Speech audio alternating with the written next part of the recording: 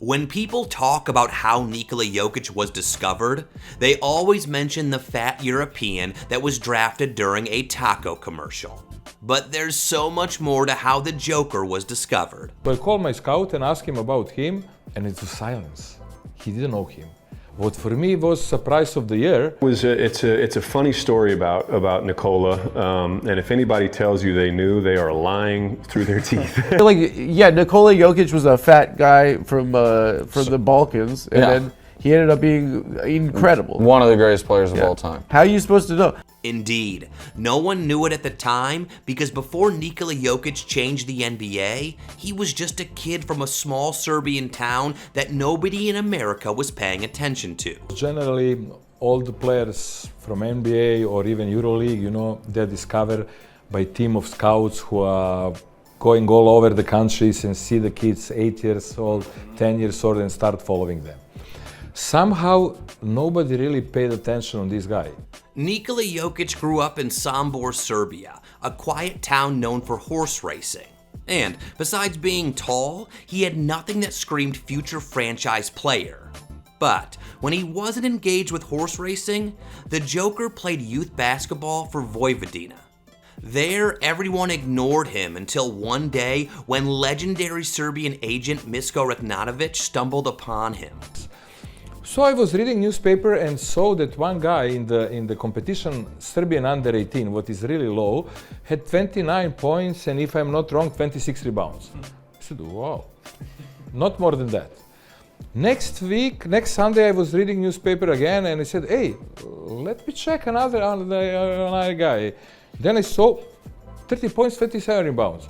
It's not my business, it's business of my scouting department, but I'm curious, let me check this guy. So the numbers were too consistent to ignore, but then again, production alone was not enough.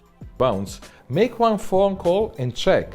Is this guy grab rebounds because he's older, stronger, and beat kids, or he's versatile? He called me back in 3 minutes, said, no, he's not strong, he's very versatile, even little overweight, sneaky, but he's like talented.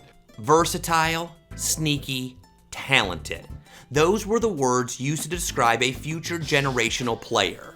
However, those words were enough to inspire a leap of faith. I'm the guy who believes in system, in projections, in analysis. And I don't know why I told him I want to sign this guy. And that, my friends, was the first basketball record that Nikola Jokic set. He became the first player signed by the agency without having them watch him live. What is really funny, this is 17 and a half. Yeah. This is the first and last player in the 27 years old history of the agency that we signed him without anybody seeing him. Now, that single decision changed everything. So Nikola Jokic joined Mega Basket and continued his development. Meanwhile, Denver's front office were in on the hunt to sign as many young talents as they could find. Here's Denver's boss, Josh Kroenke, talking about when former president of basketball ops came to him about Jokic. Front office at the time, they're like, hey, there's this guy that you should see on tape because we want him to keep his name in the draft, but he wants to stay over in Europe for one more year. That suggestion turned into hours of evaluation. On film, Jokic was doing things centers were not supposed to do. But he did not pass the eye test. He did not project like a vertical rim protector, and his body just didn't show promise. Nonetheless, the Nuggets selected him with the 41st pick, a moment that barely registered. But as time went on, the Nuggets had to make a decision. Take Jusuf Nurkic, another promising European talent who had just made the rookie team, and trade Jokic, or vice versa. To aid their decision, they ran a unique player test. And so this comparison comes through, and it's player A and player B.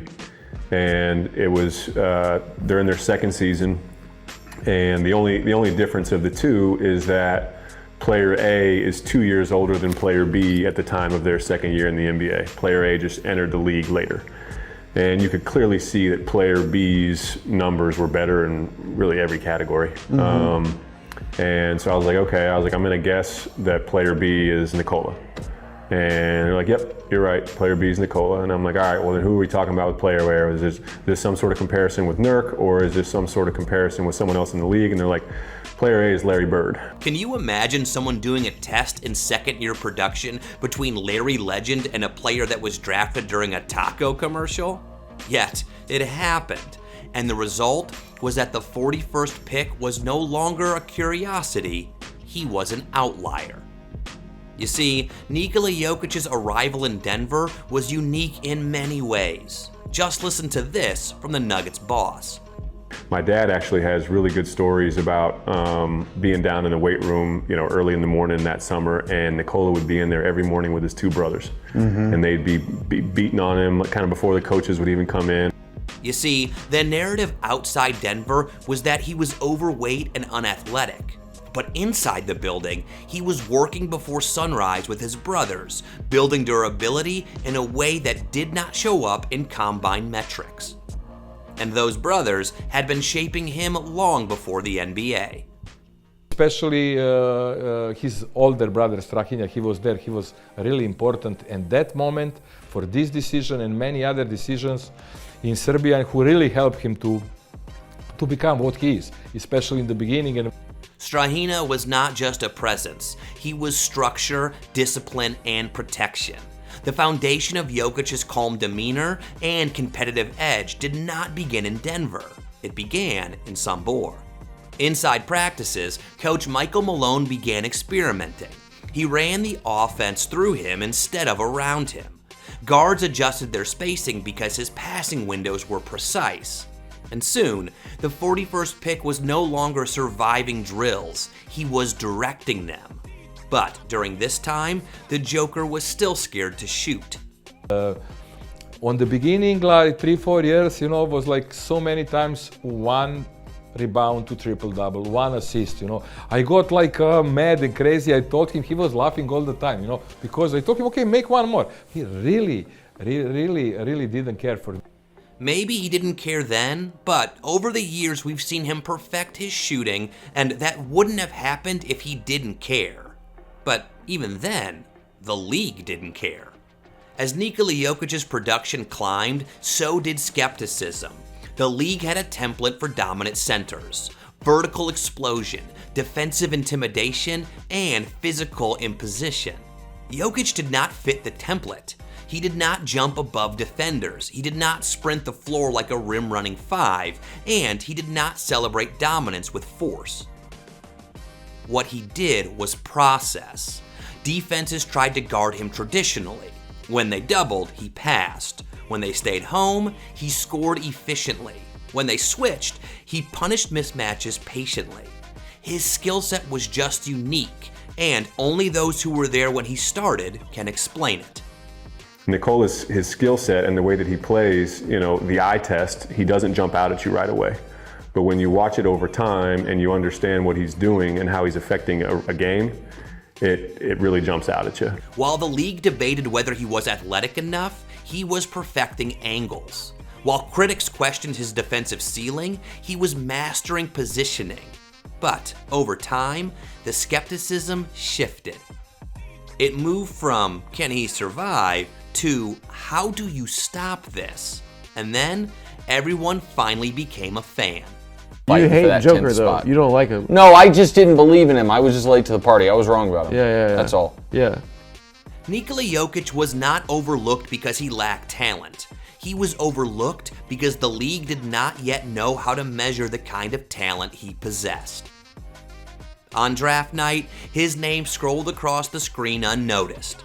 Years later, that same name sits among the most dominant players of this era.